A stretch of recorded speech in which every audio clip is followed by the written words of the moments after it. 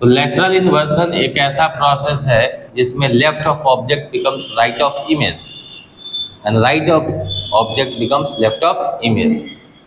Clear हो गया? क्योंकि मैंने अभी अभी आपको बताया है कि अगर आप अपना बायां हाथ दिखाएंगे मिरर में तो आपको लगेगा दाहिना दिख रहा है हमें इमेज से, है ना। अगर आप अपना दाहिना हाथ दिखाएंगे तो इमेज लगेगा बायां दिखा रहा। समझ गए? इसी प्रोसेस को क्या कहते हैं? Lateral inversion. तो द फिनोमिना लेटरल इन्वर्सन क्या है? फिनोमिना, है ना, in which right of object becomes left of image, ठीक है, and vice versa. Vice versa का मतलब क्या होता है पता है? अगर यहाँ राइट ऑफ ऑब्जेक्ट लेफ्ट हो गया तो अगर लेफ्ट ऑफ ऑब्जेक्ट रखेंगे तो क्या बन जाएगा? राइट। ठीक है, यही था लेटरल इन्वर्सन। तो प्लेन मिरर के बारे में आप बखूबी सारी बातें जान गए। क्या क्या जान गए? कि ऑब्जेक्ट डिस्टेंस इमेज डिस्टेंस के बराबर होता है, हाइट ऑफ ऑब्जेक्ट और हाइट ऑफ इमेज बराबर होता है, और क्या, इमेज वर्चुअल एंड इरेक्ट होगा। बात समझ रहे? अच्छा, और इमेज लैटरली इन्वर्टेड होता है।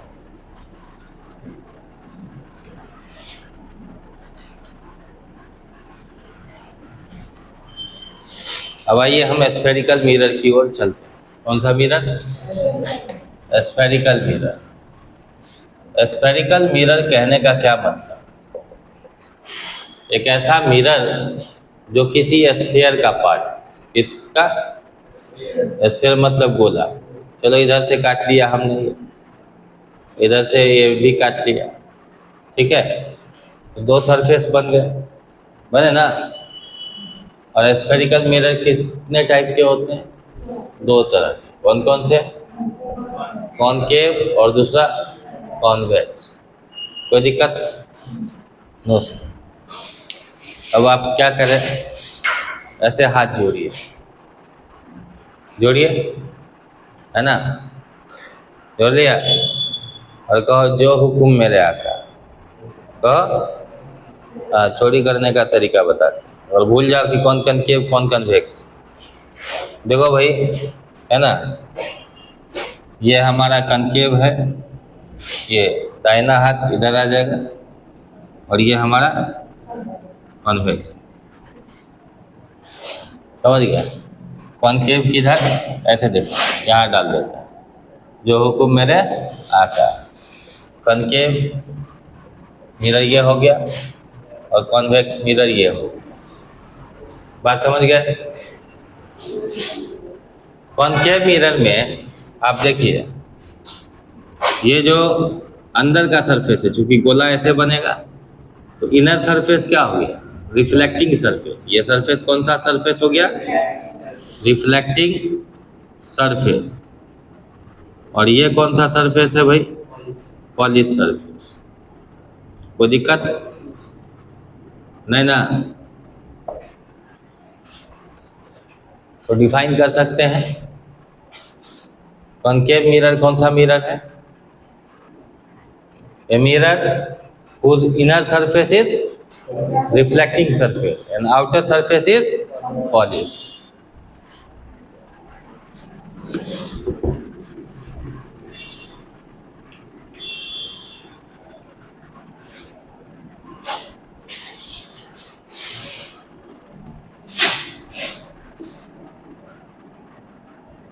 कॉन्वेक्स मिरर को इसी प्रकार डिफाइन करें।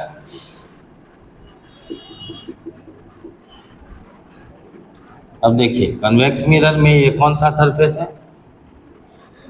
ऐसे तो गोला बन जाएगा, है ना, क्योंकि एक स्फीयर का पार्ट है।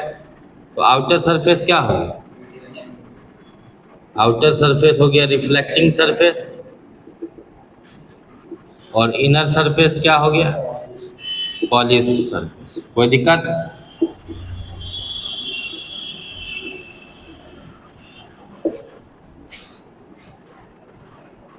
तो कन्वेक्स और कनकेव के बारे में आप सीख गए, ठीक है। अच्छा,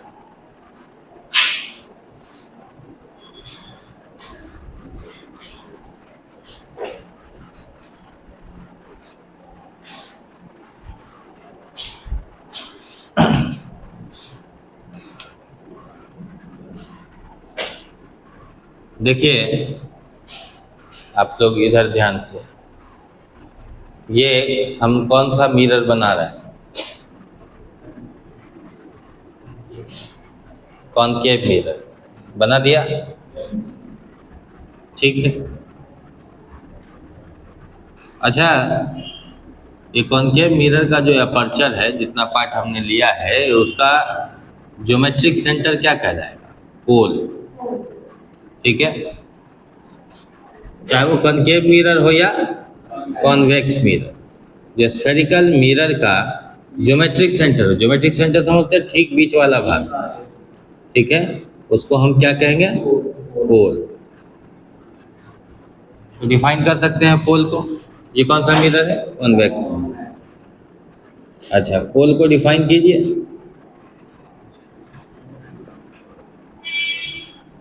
पोल को डिफाइन करेंगे क्या? जियोमेट्रिक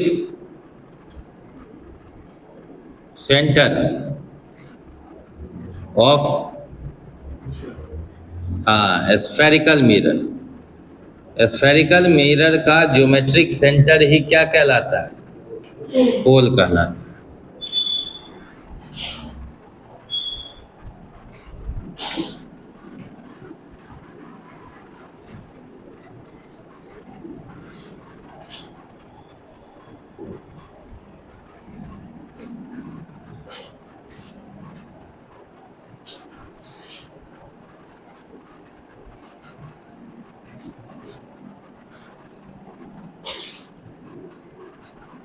आपने जो भी स्फेरिकल मिरर लिया वो किसी स्फीयर का ही पार्ट है। स्फीयर समझते हैं? गोला, क्या? गोला। तो किसी स्फीयर का पार्ट है कौन? स्फेरिकल मिरर, चाहे वो कन्वेक्स हो या कनकेव। तो ये जो कन्वेक्स या कनकेव है, और जिस स्फीयर का पार्ट है, स्फीयर में सेंटर होगा कि नहीं होगा? तो ये स्फीयर का सेंटर है, क्या है? और चलिए हम यहाँ से ऐसे उड़ा दिए, इसको क्या बना लिया? कॉनकेव मिरर, है ना। तो इसका सेंटर कहीं इधर होगा, पोल बीच में होगा। तो सेंटर ऑफ कर्वेचर और पोल को ज्वाइन करने वाला लाइन एक इमेजनरी लाइन, इमेजनरी मतलब समझते हैं? काल्पनिक रेखा, मतलब ऐसा कोई रेखा नहीं है, हमने मान लिया है, एज्यूम किया है। ये क्या कहलाएगा? ये कहलाएगा principal axis. Principal axis, PLE मत लिख दो, ठीक है। वैसे ही इस केस में भी होगा, चाहे वो कन्वेक्स मिरर ही क्यों ना हो, ठीक है।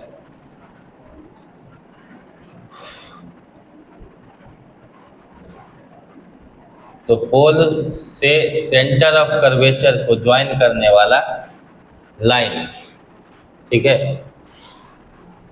हम डिस्टेंस की बात नहीं कर रहे हैं, हम एक इमेजनरी लाइन की बात कर रहे हैं जो पोल और सेंटर ऑफ कर्वेचर से पास करता है। इसी को हम क्या कहते हैं? Principal axes. मतलब the imaginary line which passes through the pole and center of curvature is known as principal axis, and in case of both convex and concave, that is concave mirror and this one is convex mirror, okay. In all the spherical mirror, okay, the principal axis passes through these 2 points, pole and center of curvature. समझ गए?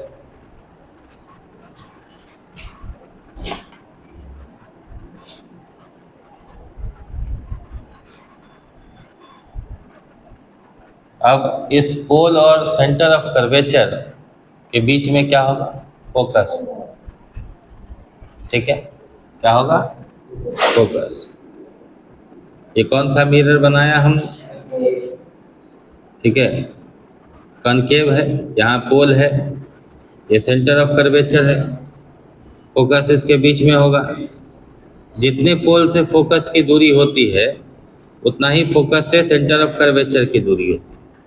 बात समझ गए, दोनों ही mirror.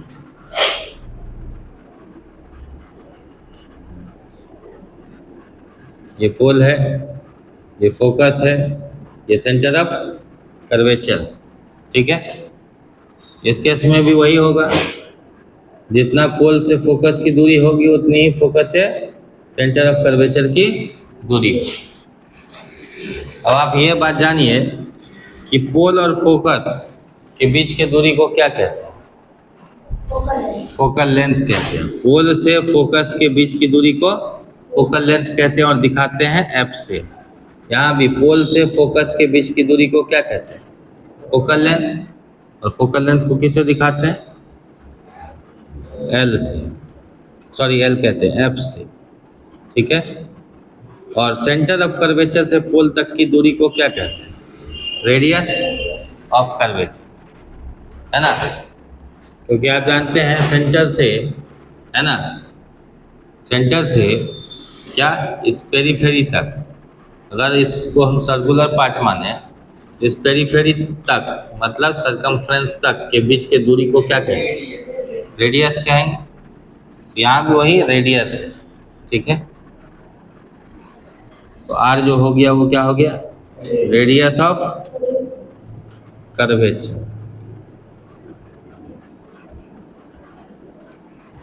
तो दिक्कत, मैंने आपको यहाँ ये भी कहा कि पोल से फोकस तक की जितनी दूरी होती है उतनी ही दूरी फोकस से सेंटर ऑफ कर्वेचर की होती है। यहाँ हमने एफ लिखा तो इसको भी क्या लिखना होगा? एफ, है ना, क्योंकि डिस्टेंस सेम है। तो आर बराबर क्या हो गया? F plus F. तो आर बराबर 2f, तो एफ बराबर आर बाई 2। ये बात हम समझ गए कि फोकल लेंथ जो होता है, ठीक है, वो रेडियस ऑफ कर्वेचर का आधा होता है। लेकिन इसका प्रूफ है, ऐसे कह देने से काम नहीं चलेगा। अगर आपको कहा जाएगा कि proof f is equal to R by 2, तो आपको प्रूफ करना हो। हम लोग भी करके देखेंगे, है ना। पहले इन सारी बातों को समझ लें, उसके बाद हम लोग प्रूफ पे चलते हैं। यहाँ भी वही हाल है, पोल से सेंटर ऑफ कर्वेचर तक की दूरी को रेडियस ऑफ कर्वेचर कहेंगे, पोल से फोकस के बीच की दूरी को फोकल लेंथ, और जितना फोकल लेंथ यहाँ है उतना ही यहाँ भी है। तो R is equal to F plus F, है ना, ये हो गया 2f। Are is equal to 2f, तो F is equal to R by 2। बात समझ रहे हैं?